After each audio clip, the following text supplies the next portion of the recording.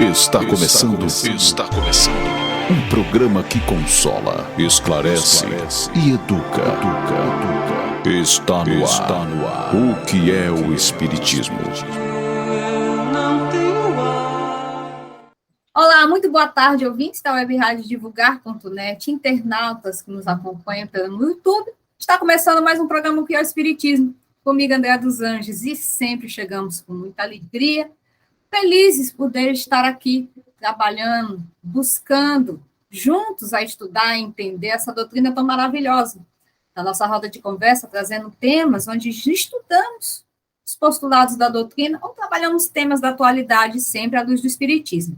Nesse mês de setembro, continuamos a nossa saga buscando entender as causas que levam ao suicídio. E, mais uma vez, quem está conectada conosco é minha querida amiga Tânia Kreves, de Curitiba, minha amiga, mais uma vez, muito obrigada no meio desse turbilhão que é a sua vida, poder estar conosco novamente para trabalhar essa temática. Obrigado, querida. Uma boa tarde a todos e é um prazer estar aqui sempre tentando contribuir, né, para todos nós, porque à medida do ponto que você cuida do outro, você está cuidando de si mesmo, né, porque nós somos, como eu digo, somos do endereço, porque o que acontece contigo acontece comigo, e assim nós vamos conseguindo colocar um pouquinho mais de luz dentro de nós mesmos quando nós passamos a entender o que acontece conosco. Então, é sempre um prazer. E eu esqueci de dizer o tema: transtornos psicológicos, transtornos mentais, transtornos mentais sob uma nova ótica. Vamos ouvir um momento de reflexão e já que a gente volta. Ouça agora, momento de reflexão.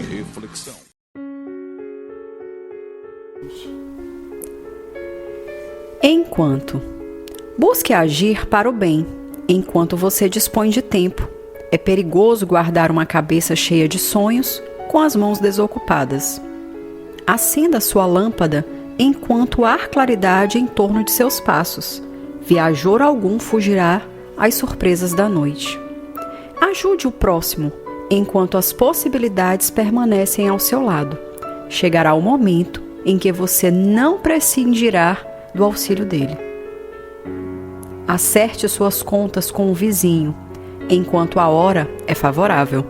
Amanhã, todos os quadros podem surgir transformados. Ninguém deve ser o profeta da morte, nem imitar a coruja agourenta. Mas, enquanto você guardar oportunidade de amealhar recursos superiores para a vida espiritual, aumente os seus valores próprios e organize tesouros da alma, convicto de que sua viagem para o outro gênero de existência é inevitável. Trechos do capítulo 14 do livro Agenda Cristã, de Chico Xavier, pelo espírito André Luiz. Locução de Isabela Martins para o Divulgar.net. Voltamos após o momento de reflexão e já vamos começar a trabalhar, estudar. Tati, solta a vinheta. A partir desse momento, você acompanha a nossa roda de conversa. O Espiritismo em Debate. Meus queridos, transtornos mentais sob uma nova ótica. E aí, minha amiga Tânia, a gente, no programa passado, trabalhou conflitos existenciais e a gente está nessa busca de entender as causas que levam ao suicídio, que é trabalhado nesse mês de setembro. E aí, minha amiga, eu começo te pedindo para você explicar para a gente o que são. Eu já até me confundi, falei outro, né? Então, o que são transtornos mentais? Os transtornos mentais, a palavra transtorno, a parte do que todos possam imaginar, ela significa uma adaptação do nosso cérebro. O nosso cérebro é adaptativo. Então, eu, Tânia, reencarnei com uma determinada limitação que me diferencia de todo mundo. E o cérebro, ele só tem o protocolo de nos ajudar, nos auxiliar a chegar até o fim da nossa vida, ok?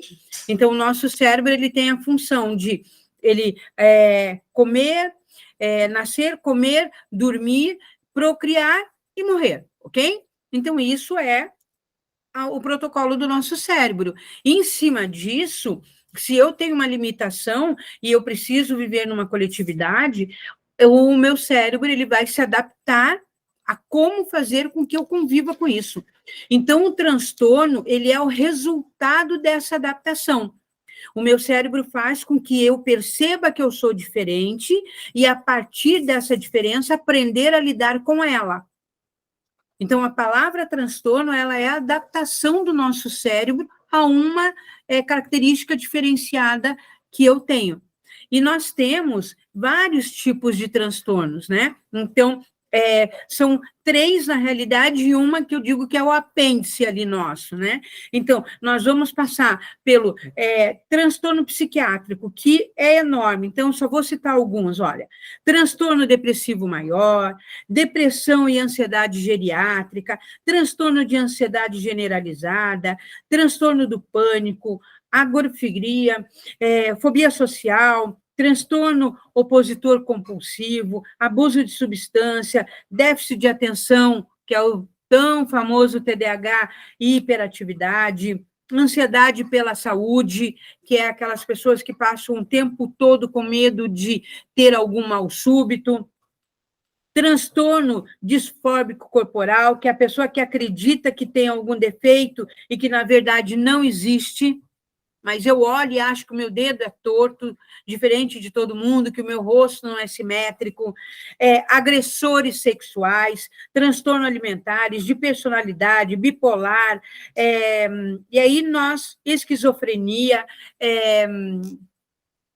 e vamos por aí afora. O segundo transtorno, que é aquele que eu citei, são os problemas psicológicos, que daí vem os conjugais, familiares, jogo patológico, né? Luto complicado, ansiedade por cuidador, raiva, hostilidade.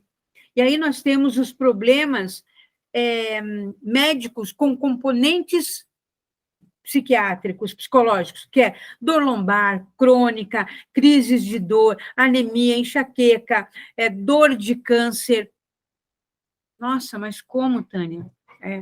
Porque tem muito câncer que não tem dor e eu passo a ter psicologicamente, ok? Transtornos de intestino irritável, fadiga crônica, fibromialgia, dor reumática, disfunção estéril, insônia, obesidade, hipertensão, e nós vamos por aí afora. E nós temos daí os nossos famosos, que eu digo que é o pai de todos, os nossos famosos transtornos de personalidade, que o DSM-5, ele catalogou 10 transtornos, e o CID, 8, né? Então, entre eles, aqui eu vou citar qual as diferenças deles, para ficar bem claro para nós. Então, o DSM-5, paranoide, esquizoide, esquizotípico, que é o que não tem no CID, ok? Borderline, narcisista, que é o que não tem no CID, histriônico, obsessivo, compulsivo, evitativo, dependente. Já no CID-10, paranoide, esquizoide, dissocial, que é o borderline, emocionalmente instável, que é o borderline, emocionalmente estável, que é um impulsivo, que tudo isso cabe no borderline. Histriônico, ansioso, dependente e anancástico. Então, os nossos transtornos de personalidade, eles vêm exatamente pela adaptação de situações, e eles têm características muito claras. Tânia, tem como uma pessoa ter um transtorno ou outro, ou mais de um? Tem. Mas para isso nós temos que conhecer muito bem as características de cada um, para que a gente consiga trabalhar com eles. Então, é muito complexo, né? As nossas disfuncionalidades dentro dos nossos transtornos mentais, principalmente porque nós somos os nossos maiores algozes e as nossas maiores vítimas. E, Tânia, transtornos mentais é a mesma coisa que doença mental, só para a gente entender? Sim, é a mesma coisa, só muda a nomenclatura, né? Lembrando que a partir de Freud, que é o pai de todas as elucidações, né? A partir de Freud, a sociedade evoluiu e houve mudanças. E nós tivemos perdas com essas mudanças e ganhos. Okay? Então, e a perda que nós tivemos foi mais de uma forma fraternal. Nós perdemos um pouco e caminhamos mais para a individualidade, né, do ser humano, o seu individualismo ali. Então, nós tivemos essa perda muito grande. Então, desde Freud para cá, entrou os pais do existencialismo aí, né? Que Carl Jung, Viktor Frankl, Aaron Beck, Judith Beck, que são os parentes, como eu digo, da filosofia de Sócrates, né? Porque Sócrates é realmente, na minha opinião, como estudiosa, o pai do existencialismo. E nós, na doutrina espírita, temos a nossa maga, fada madrinha, psicóloga Joana de Ângeles, né? Que, como eu digo, é o espírito que está mais inserido dentro da nossa dinâmica enquanto espíritos encarnados. Ela consegue nos fotografar, ela consegue nos trazer tanto conhecimento, tanta visão de como trabalhar com os transtornos, com a depressão, com a ansiedade, com as nossas disfuncionalidades, com as nossas sombras, que todos nós temos, né? Ela nos traz essa luz muito grande em cima da nossa mente humana, que, como eu digo, é um carbono da nossa mente espiritual, né? Então, ela apenas representa... por que é um carbono? Porque ela representa na matéria aquilo que espiritualmente está dando boletim de ocorrência. Tânia, na sua primeira fala, você disse que a questão dos transtornos, né, que pela reencarnação a gente vem com esses compromissos. Isso daí, nós espíritas estamos um passo à frente, porque a gente, pelo conhecimento da reencarnação, a gente sabe que os nossos comprometimentos são devido a vidas passadas e a gente vem com essas dificuldades justamente porque trazemos essa carga. Ok. Mas quanto ciência aqui da Terra, quais são as origens desses transtornos? Eles são multifatoriais, como, por exemplo, ele vem da genética, pode vir da genética, um filho de esquizofrênico, netos, né? Se eu usei substância, qual tipo de substância que eu usei, vamos supor, filhos de usuários de crack vão nascer com um tipo de sequelas, filhos de usuários de maconha com outros tipos de sequelas, né? Mentais. Então, vem a carga genética atribuída dentro da evolução humana. A minha formação base é a neurobiologia do comportamento humano. Dentro desse estudo, a soma da genética com as minhas experiências, o ambiente em que eu vivo. Então, se eu nasci num lar em que, desde pequeno, a minha mãe me dá mamadeira de maconha, não tem como eu ter um desenvolvimento neural e cognitivo. Pelo ambiente externo onde eu nasci. Então, comprovadamente, o ambiente externo hoje está tendo um fator muito maior na proporção do que a própria genética. Então, se eu volto lá, nasci numa situação precária, onde eu estou num aterro sanitário, né? Só como que eu consigo achar naquele aterro sanitário? Eu vou desenvolver determinados transtornos cognitivos, porque eu não tive uma alimentação. E mesmo que depois de adulto eu consiga sair dali e passe a me alimentar bem, o dano que foi causado não tem na neuroplasticidade como ser corrigido. O meu cérebro, sim, como ele é adaptativo, lembra? Ele vai buscar uma solução.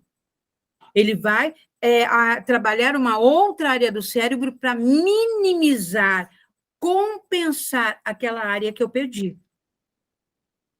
Então, o ambiente externo, hoje, os transtornos, ele vem da minha carga genética e do ambiente externo aonde eu estou. E aí, Tânia, os transtornos, qual é a relação deles com o suicídio?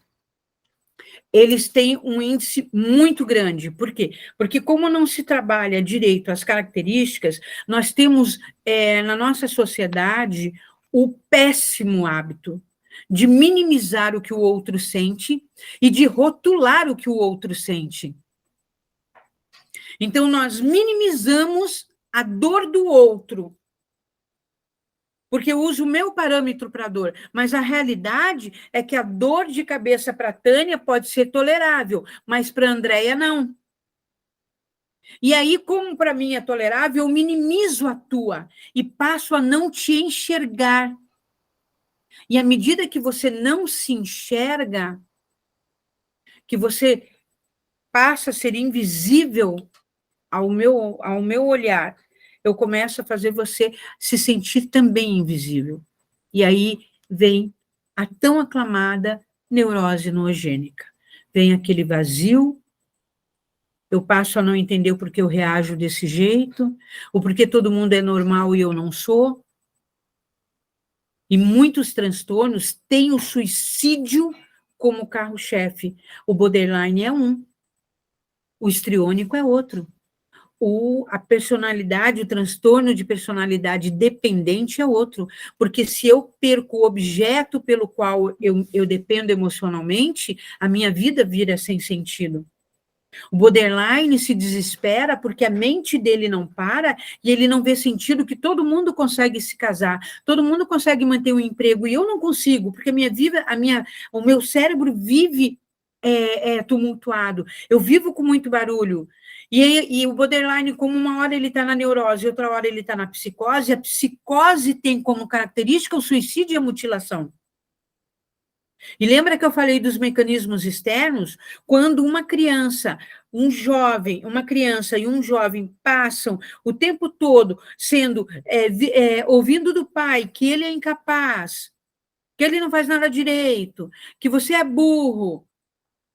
Quando ele chega na pré-adolescência, ele tenta ser aceito dentro de uma coletividade. E muitas vezes essa coletividade o leva ao suicídio.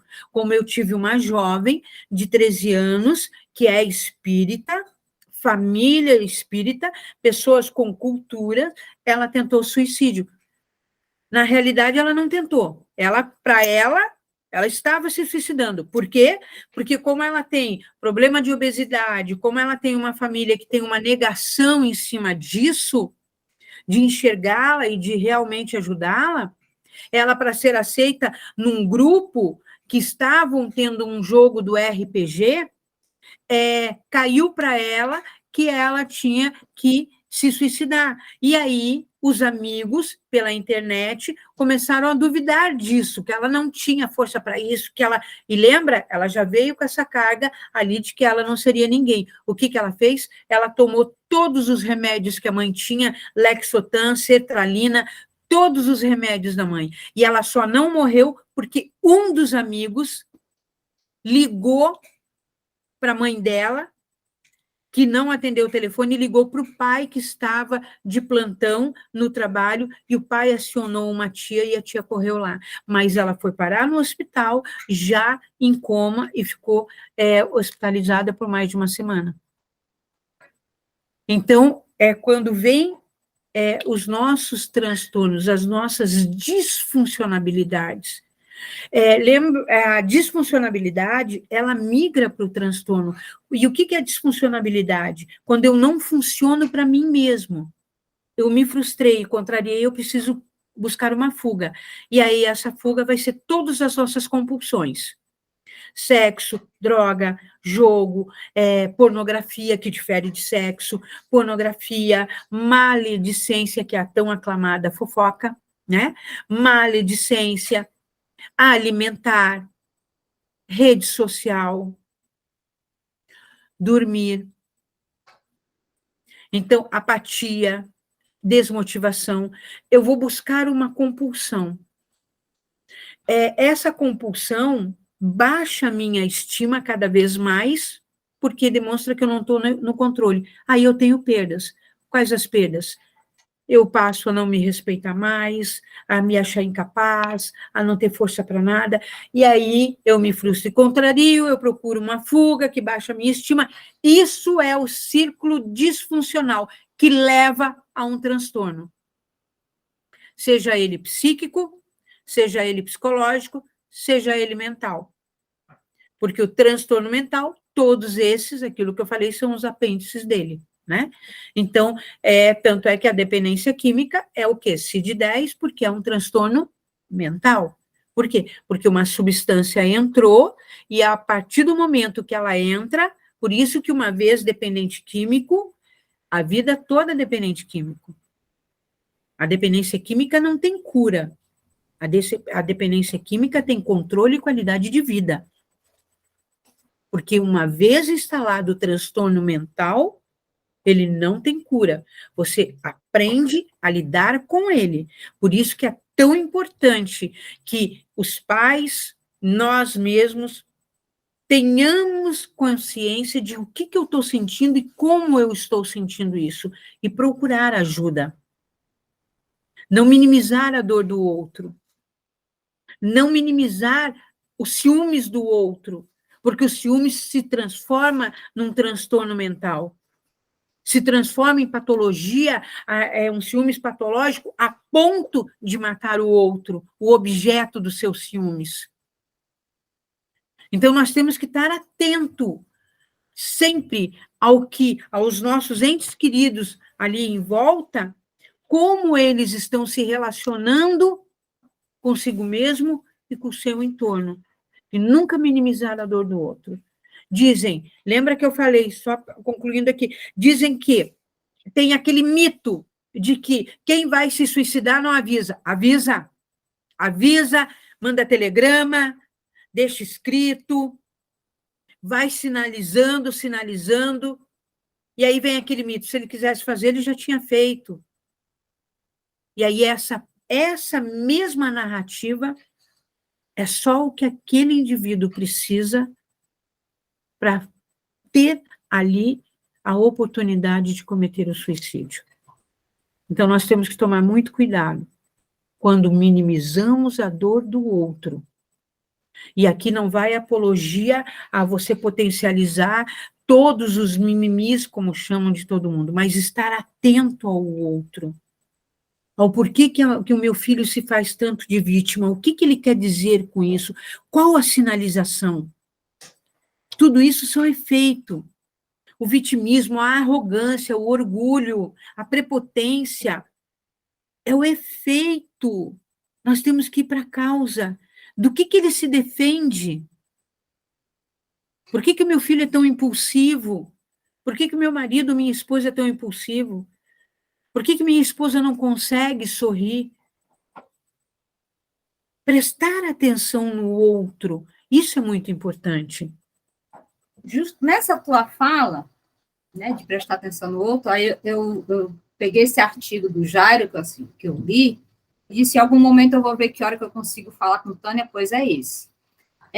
Justin Bieber veio, né, para o Rock in Rio, e é sabido que ele está passando por problema de saúde mental, e foi feito muito meme por causa disso, inclusive até qual meme campeão e tal, então ele faz uma crítica a isso, que isso não ajuda, né? Isso. Deixa eu ler só um trechinho do que ele fala com relação ao Setembro Amarelo. Aí fizeram essas piadas todas com ele aqui no Brasil, né?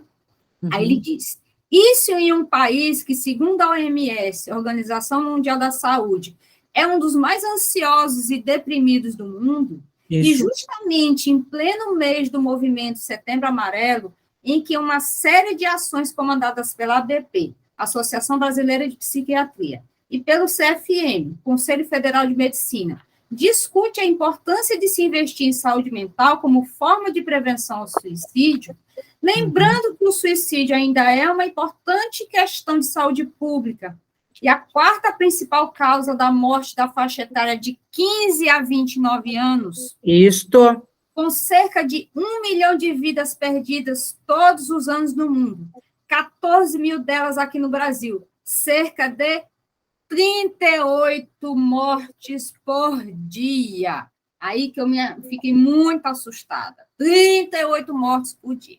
E aí, o que é que eu quero trazer aqui para a gente refletir, Tânia, dessa fala aqui do Bauer? Que é muito importante falar, porque às vezes as pessoas, ficar falando, então é importante falar, porque a gente vê que não se tem empatia, como essa tua fala, a gente não se coloca no lugar da dor do outro. E outra, eu vou até um degrau a menos. Empatia, eu já digo até além. Empatia é você se colocar no lugar do outro, não se tem nem respeito com a dor do próximo. Exatamente. Porque eu posso não me colocar no lugar dele, mas respeitar. Não se tem nem respeito, se faz piada, aí tem o Fábio Assunção, né, que teve um problema seríssimo aí de como que falaste, e as pessoas só faziam graça, né, e agora que ele está melhor, ele sumiu, ninguém fala por quê, porque agora ele não é mais motivo de piada, então, assim, é muito importante a gente falar, porque as pessoas têm consciência do quão grave que é essa situação, de a questão da saúde mental, que se não é cuidada, não é olhada, não é respeitada, chega nessa situação que a gente está aqui, essa quantidade absurda de suicídio, e aí eu vou numa coisa além, que antigamente se pensava suicídio com coisa de adulto, mais velho, uma pessoa fracassada profissionalmente, financeiramente, aí se matou, não. Tem história já de criança. Exatamente. Criança que não aguenta. Como assim uma criança não aguenta? Pois é. E aí, olha aqui, a Organização Mundial de Saúde, em 13 de maio de 2020, a ONU publicou um relatório alertando os governos do mundo para que adotem medidas para reduzir o possível impacto da pandemia do Covid-19 sobre a saúde psíquica da população, principalmente em crianças e adolescentes, da quais estão perdendo os pais, os avós e as suas referências, sendo levados a uma crise prioritária que deve ser tratada com urgência, porque foram afetados severamente e caminhando para o suicídio. Ou seja, aquela perda que eu não dei conta, em que crianças e adolescentes, em plena Covid, se suicidando. Então, há muito tempo se deixou de ser adultos, exatamente como tu disseste, adultos fracassados se suicidando. Hoje, jovens com depressão. Eu tenho 61 anos de idade. Não existia jovens com, entre aspas, depressão na minha época. Mas por quê? Porque na minha juventude, na minha infância, nós não tínhamos tanta informação por minuto como nós temos hoje. Um jovem abre um TikTok e vê uma atriz famosa presenteando a sua namorada, a sua esposa, que é outra mulher belíssima, e aí ele entra em choque com o que ele aprendeu e com o que, de repente, a época dele permite. E aí os modismos, lembra que eu falei que o meio externo, e aí uma menina apresenta para uma mãe ou para um pai e diz, olha, eu estou apaixonada pela minha colega de trabalho, pela minha colega de sala, e um pai chega para mim e pede para eu, como profissional, operar a cura gay. Então, quando nós passamos a não respeitar o outro, e eu não estou, exatamente como você, André, eu não estou falando nem em entender, nem em aceitar, muito menos a empatia. Eu não preciso aceitar o jeito, você não precisa aceitar o jeito que eu vivo, André, mas você tem que respeitar. E quando eu passo a não respeitar o outro, no sentimento dele, minimizando, não é amor. Porque você é mulher, você não pode, você não ama. Em vez disso, é parar para entender se aquele sentimento realmente é isso, ou se não é um sentimento que ela está confundindo, respeitar e ajudar aquele ser humano a botar luz naquilo que ela está sentindo. Porque ela pode estar confundindo aquele sentimento fraternal, de cumplicidade com aquela amiga que está sempre ali com ela, e achar que é uma coisa e não é. E aí, quando você começa a trabalhar, ela vai dizer, poxa, realmente não é isso. Então, antes da gente ser condenatórios, vamos ser acolhedores. Antes de sermos o juiz da dor do outro, o juiz do pensamento do outro, vamos entender aquela dinâmica. Aquilo que eu falei, como é que eu posso passar pela rua e chamar um guri de maconheiro se eu não sei se ele, porque nós trabalhamos, eu trabalho com isso, eu trabalho com rapazes que eu paro na frente e eu não sei nem como iniciar, porque literalmente era servido mamadeira de maconha para ele quando ele nasceu. E aí, como é que eu vou dizer que ele fez uma escolha da droga? Ah, mas foi você que escolheu. Como assim? Como que ele escolheu? Se ele acabou de nascer. Se aquela porcaria estava dentro da mamadeira. E que ele passou até os 4 anos mamando maconha. Como assim? É uma escolha. Então, antes de eu julgar, eu tenho que entender a dinâmica daquela pessoa. Eu tenho que entender o que é isso. O que é que ele está sentindo, como é que ele viveu, da onde ele veio. Uma criança, filho de usuária de crack, nasce tendo convulsão e nasce tendo abstinência. E a nossa lei permite dar tintura de ópio de 8 a 12 gotas, e aí você vai diminuindo. Porque aquela criança se recontorce, aquele recém-nascido se recontorce de dor. Que escolha ele teve? Então, até na drogadição, que é hoje uma pandemia, literalmente, no Brasil, uma pandemia no Brasil, até para isso, o nosso olhar tem que ser muito mais profundo. Nas características do nosso povo brasileiro. Nós não olhamos aqueles meninos que ficavam com um saco de papel de pão antigamente, cheirando cola.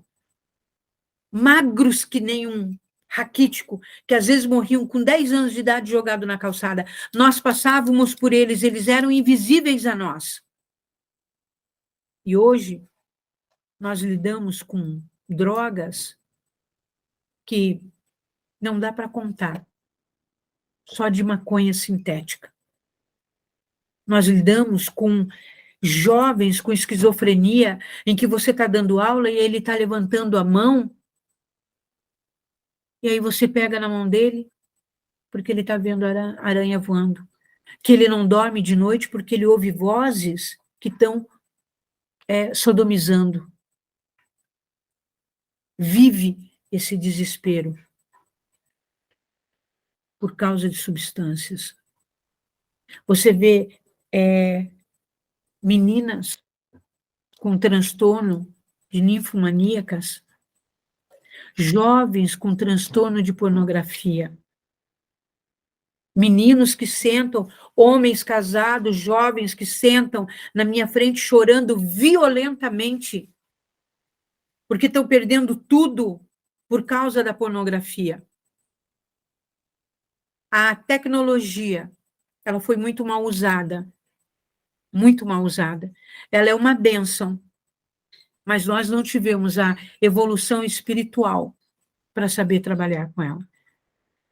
E nós passamos a permitir que os nossos filhos fiquem dentro dos quartos, ali.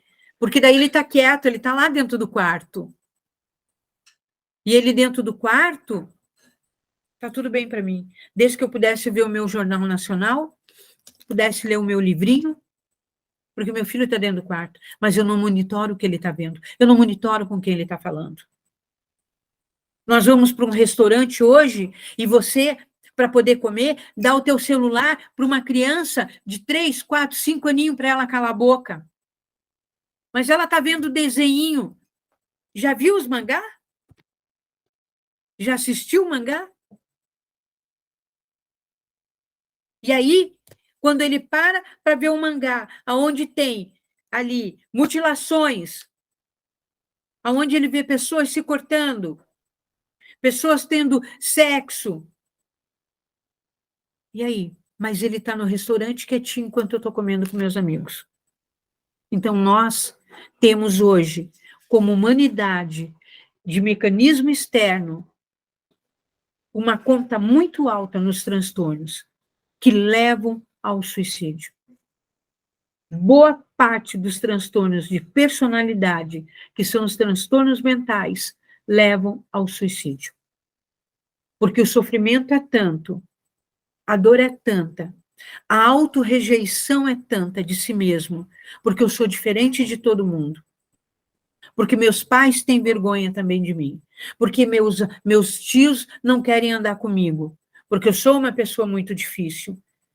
Ninguém quer parar para entender como aquele seu ente querido reage. Aprender sobre ele. E ser um fator motivador de ajudar. Ninguém está disposto a olhar para o diferente. E aí, cada vez mais, nós vamos reforçando o exército de diferentes. Quando eu não percebo que, a partir do momento que eu começo a excluir alguém, eu estou fatalmente levando ela ao suicídio. Ao suicídio da matéria, ao suicídio dos seus sonhos, ao suicídio da sua própria personalidade, da sua visibilidade. Todos nós precisamos ser visíveis. Todos. E quando eu sou invisível, eu perco a minha identidade. O cérebro chega a estar fervendo. Tânia, mas quanto doutrina, parece que a espiritualidade nos avisou. Se a gente pegar o evangelho, ele nos fala da questão familiar, da dificuldade, isso, né? Então, é um convite a todo tempo, se você estudar o Pentateuco, todo tempo o convite é justamente ao trabalho, né? Ao trabalho em família, ao trabalho individual, ao trabalho, né? Aquela mensagem de Santo Agostinho, mãe, aquele filho que lhe, né? Que tem aquela repulsa, acolha, porque a gente não sabe quem deve mais a quem, em suma. Isso, né? Exatamente isso.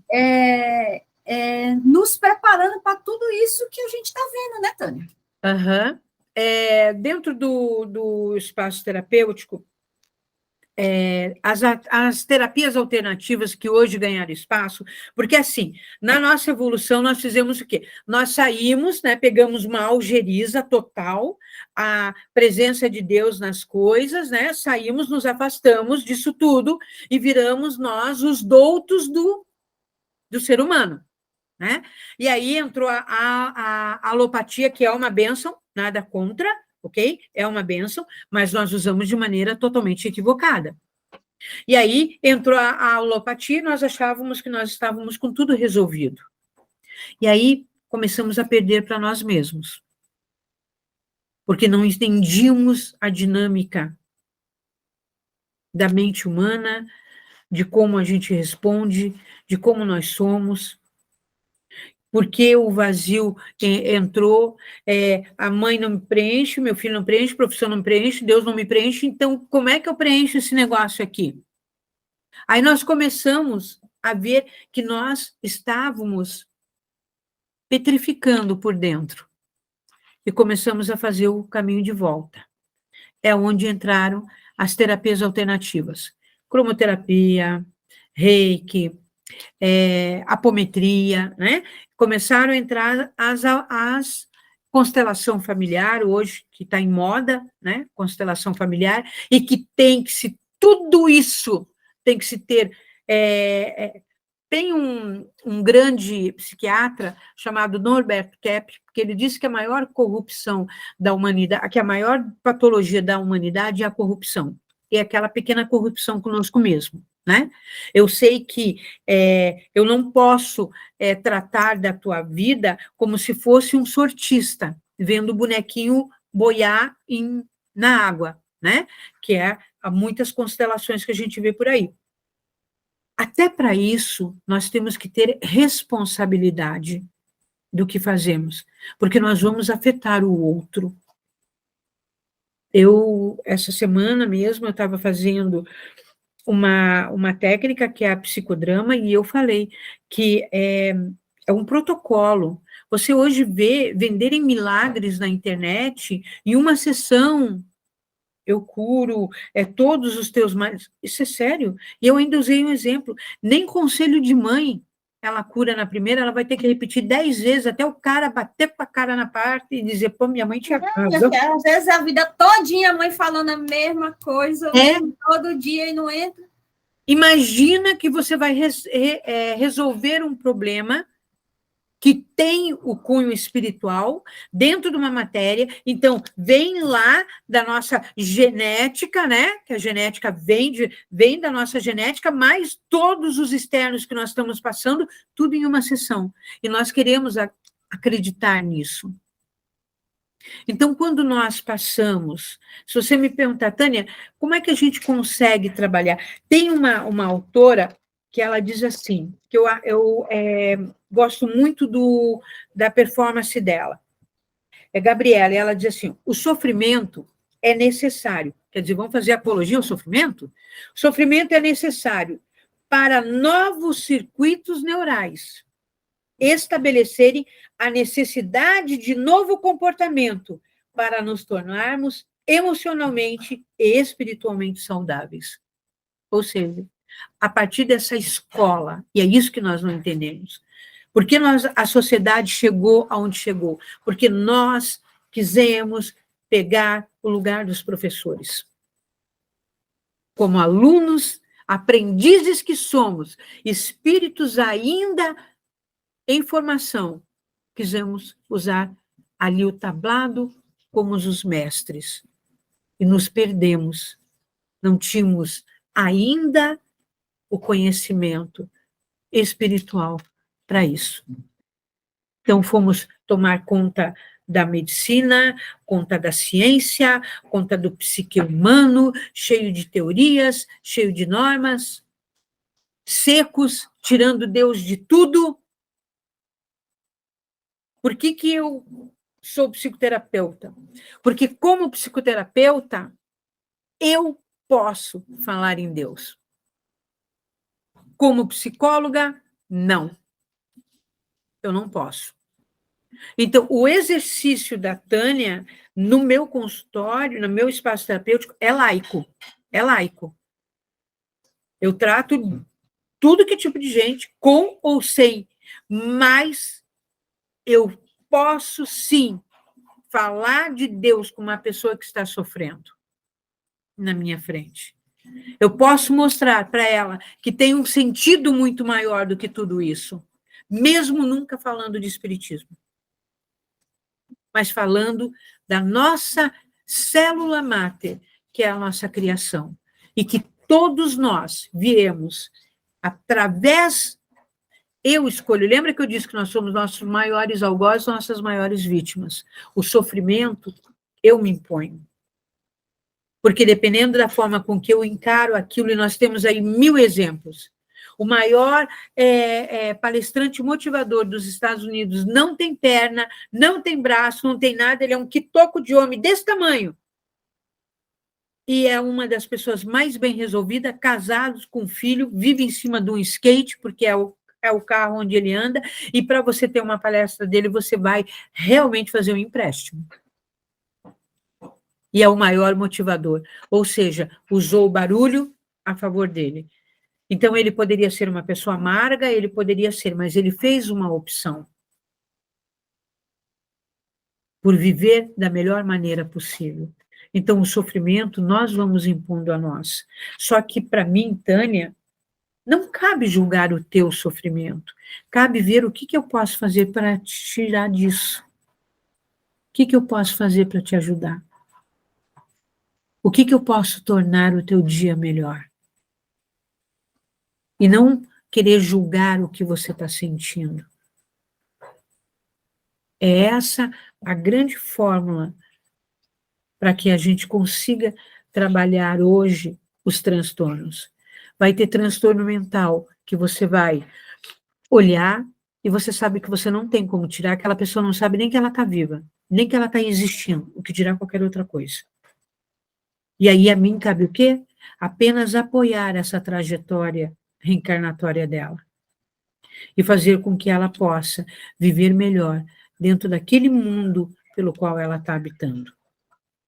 Se você entra num hospital psiquiátrico, você não tem, na maioria das vezes, como tirar absolutamente nada.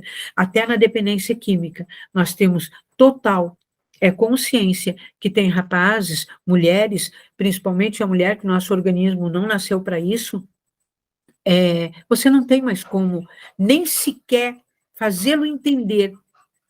Você está conversando com ele está morrendo de rir, porque passou na cabeça dele um passarinho voando e batendo numa árvore. Na mente imaginária dele. Nunca vai ser uma pessoa normal, mas cabe a mim, sim, fazer com que ele viva com melhor qualidade. Então, existem guerras que, aparentemente, pela ciência, a gente perdeu. E os transtornos mentais, na sua grande proporção, faz parte dessa batalha perdida. Tânia, com a pandemia, né, nunca se falou tanto de saúde mental.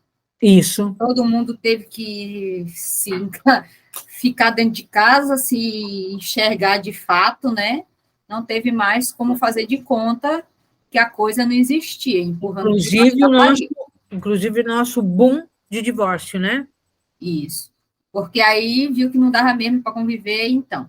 Isso. O que eu quero saber de ti é o seguinte, a gente sabe que nada é por acaso, né?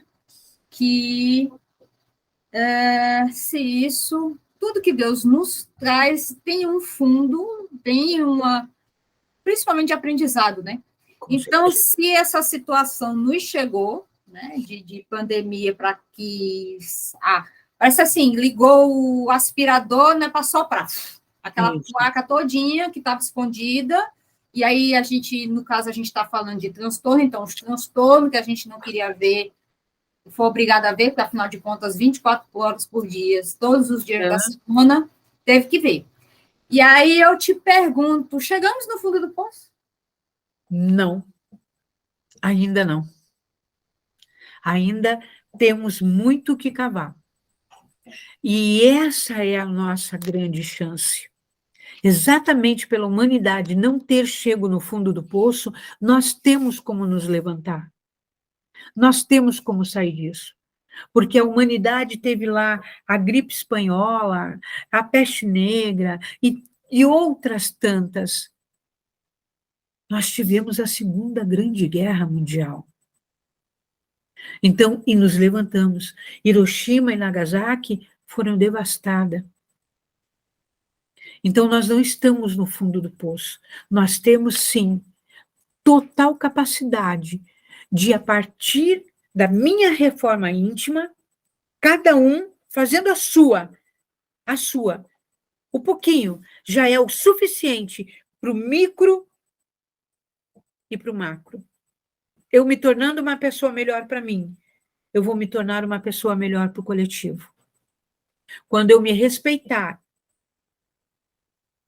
você vai me respeitar. Quando eu me amar, você vai me amar. E quando eu não fizer ao próximo apenas o que você gostaria que fizesse para você, amar o próximo como a ti mesmo, nós vamos começar a viver numa unidade. E aí eu vou passar a perceber a tua dor. Eu vou poder minimizar a tua dor. E você a minha. E aí nós conseguimos evoluir. O Covid, ele foi uma chamada a todos nós, a todos, a humanidade como um todo. O que nós estamos fazendo? Aonde nós estamos empregando o nosso tempo? Nós reclamamos tanto que não podíamos visitar os nossos pais, os nossos entes queridos, e quantas vezes nós tivemos oportunidade e tudo era mais importante do que isso? E quantas vezes nós tivemos dinheiro e não viajamos? E quantos casamentos já não existiam? O Covid apenas mostrou. O quanto eu não via o meu filho e a minha filha. O quanto era imperceptível o que ele estava sentindo. Quantas vezes aquele adolescente ou aquele jovem passou pela casa, vindo da rua, e você não prestou atenção nem na expressão do rosto que ele estava, para saber se ele estava bem. E a Covid te botou no mesmo espaço que ele, e você percebeu que os teus filhos eram estranhos, que você nem conhecia eles direito, e que eles pouco sabem também de você.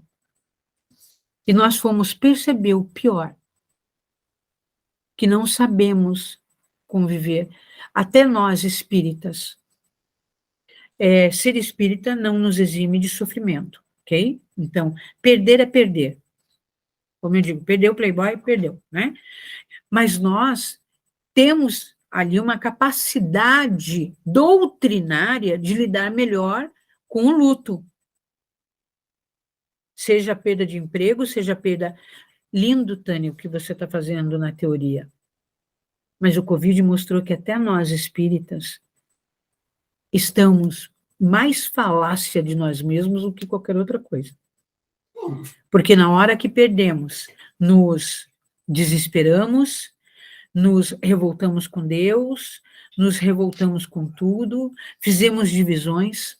Você vê dentro da doutrina espírita, irmão contra irmão, como em qualquer outra religião. Mas nós não temos um pouco mais de conhecimento, não é isso, gente, que a gente fala? Então, nós precisamos colocar na nossa vida, André, tirar da teoria e botar na prática. Aquilo que eu tanto estudo, que eu tanto leio, botar na prática. Nós temos um livro, nós temos um código de conduta moral, que é o Evangelho segundo o Espiritismo. E não colocamos em prática. Nem um tercinho. Lemos, chegamos no final, começamos a ler de novo, outros vamos folhando, né? Tirando lições a esmo, e 90% acha que a lição não é para si, é para o outro. Começo a ler e digo, nossa, isso tem a cara da minha filha. Nossa, isso aqui é a cara do meu vizinho aqui do lado. Quando é que isso vai ser a tua cara, hein? Quando é que eu vou me reconhecer? Que eu preciso mudar. E eu mudando, nós vamos afastando as disfuncionalidades, nós vamos afastando os transtornos e permitindo o cérebro de apenas cumprir a missão dele, que é nos fazer viver, e não ter que se adaptar ao que nós mesmos construímos. Nós estamos construindo verdadeiras legiões de transtornados. E, Tânia, título de esclarecimento. Transtornos, a gente dá conta só ou tem que buscar ajuda profissional? Ajuda profissional. Ajuda profissional, ajuda espiritual, sempre. Casar. Porque transtorno, sozinho, você não vai dar conta. Você tem que aprender a característica, você tem que ter um diagnóstico, você tem que aprender a característica dele, e a partir daquela característica, você aprender a lidar com ele. E aí vem a psicoeducação, como diz Joana de Ângeles. A Joana de Ângeles, o que é a psicoeducação? Educar o meu psique. Então, a psicoterapia, ela ajuda na psicoeducação. E você só vai conseguir isso buscando o auxílio, inclusive farmacológico. Porque tem transtornos que um neurônio não faz mais sinapse com outro neurônio, que tem bloqueios, e aí entra a medicação que o hemisfério esquerdo não consegue conversar com o direito. O esquerdo toma a decisão e o direito executa. Não há essa conversa, eu não consigo sair do lugar. A minha mente é muito tumultuada porque eu não consigo ordenar meus pensamentos. Hoje um jovem olhou para mim e disse assim, Tânia, que bom que eu comecei a tomar uma medicação. Um rapaz de 19 anos. Porque na hora que eu tomei a medicação, a expressão dele fez assim, Tânia, e ele fez assim com a mão. Todo aquele barulho da minha cabeça, de repente ficou vazio. E aí ele encheu os olhos de lágrima. Olha o sofrimento que ele passava. Ele disse, ficou vazio, Tânia. Ficou silêncio. Pela primeira vez na minha vida, eu senti silêncio no meu cérebro. A partir do quê? De uma medicação. Não foi de oração. Não foi de exorcismo. Não foi do pastor gritando. Não foi do passe. Não foi do reiki. Foi de uma medicação alopática. Então, tudo com equilíbrio, Deus nos deu, tá aí, ó, medicina, ciência, farmacologia, espiritualidade, é tudo ferramenta para que entrelaçada, congruente, nos faça ter uma qualidade de vida melhor. Não é brincadeira isso. Um jovem não tem como se concentrar na faculdade, um jovem não tem como se concentrar num relacionamento, na vida, com um turbilhão o tempo inteiro na cabeça. E ele sofre de 2 transtornos, ele disse, Tânia, fez assim, jogou no chão, e ele encheu os olhos de lágrimas na minha frente. Então, essa empatia, esse amor, esse acolhimento, esse olhar para o outro, vai fazer com que a gente busque ajuda para aquele que está passando por um momento reencarnatório, extremamente complicado, e que a mim não me importa o que aconteceu, não me importa o que fez, não me importa vir com teoria, e sim o que eu posso fazer para tornar o teu caminho mais suave.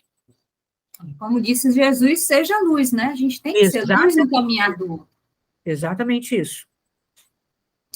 Tânia, eu tenho um familiar que passa por tratamento psicológico e psiquiátrico, e eu que faço acompanhamento, e quando eu converso com o psiquiatra, ele fala justamente, lógico, a parte de ciência, aí ele fala tudo que ele tem que falar, eu escuto, eu digo para ele, a doutrina espírita diz, aí eu começo a dizer para ele o quanto casa, e eu fico muito feliz na questão de que tá aí para a gente entender. Isso é pegar os livros de Joana de Ângeles, de Divaldo, meu Deus, o que é isso?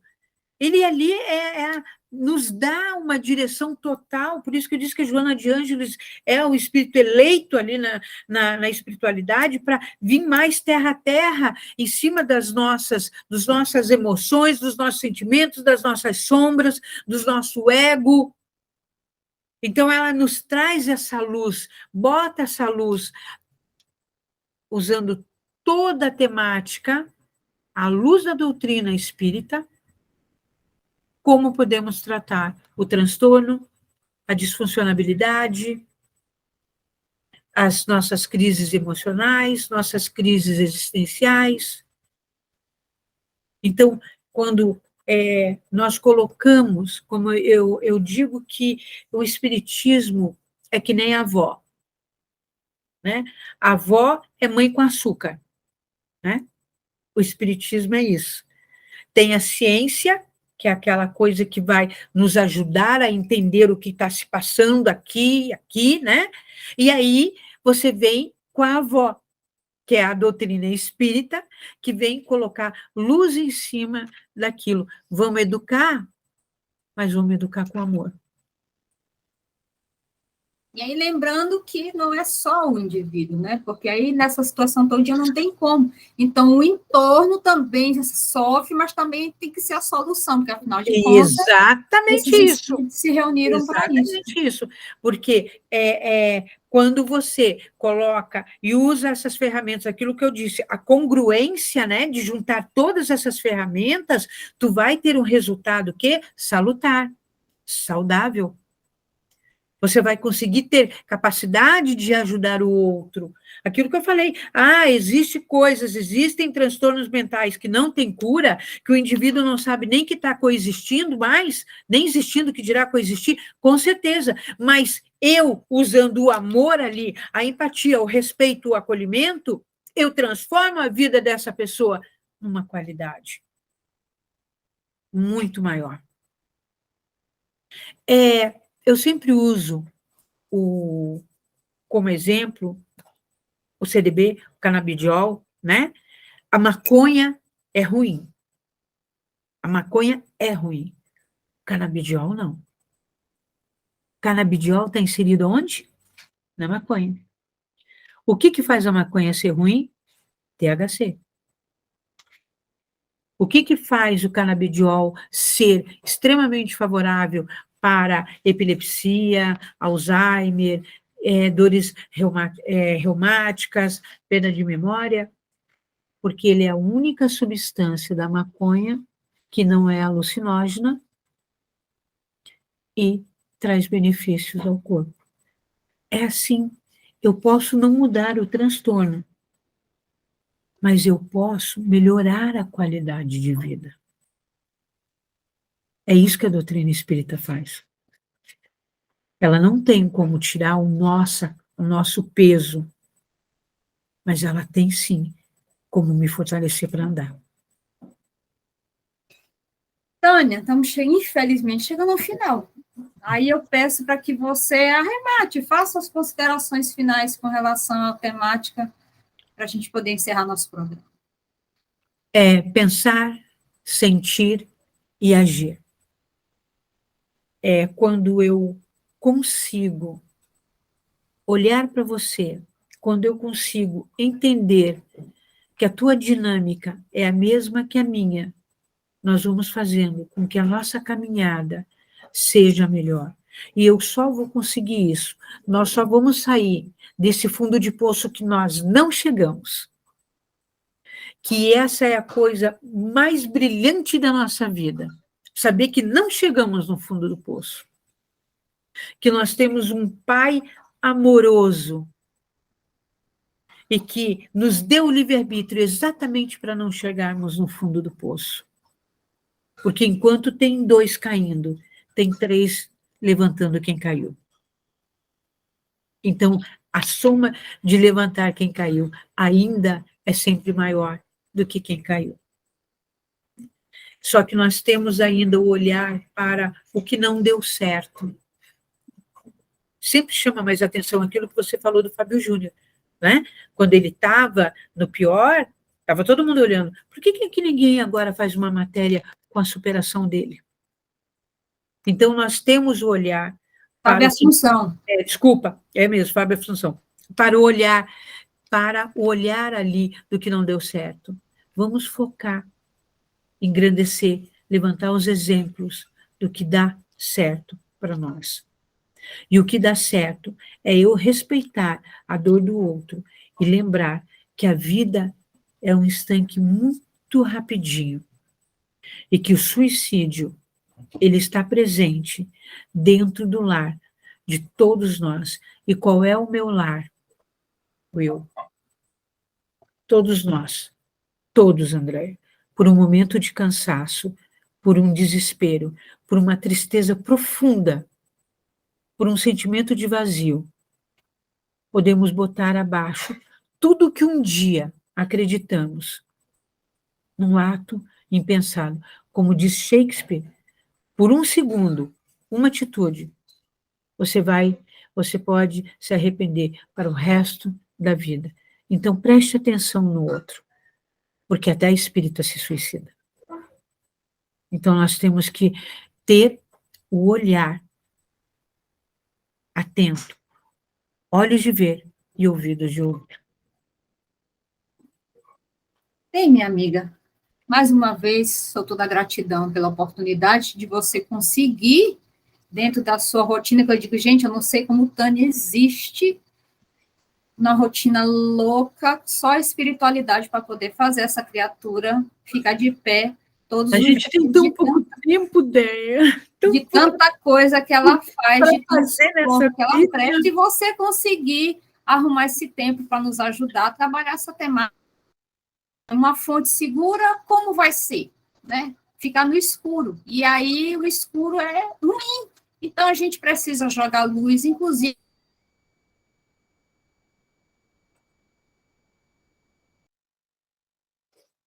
Só gratidão por mais essa Eu que agradeço profundamente a todos vocês.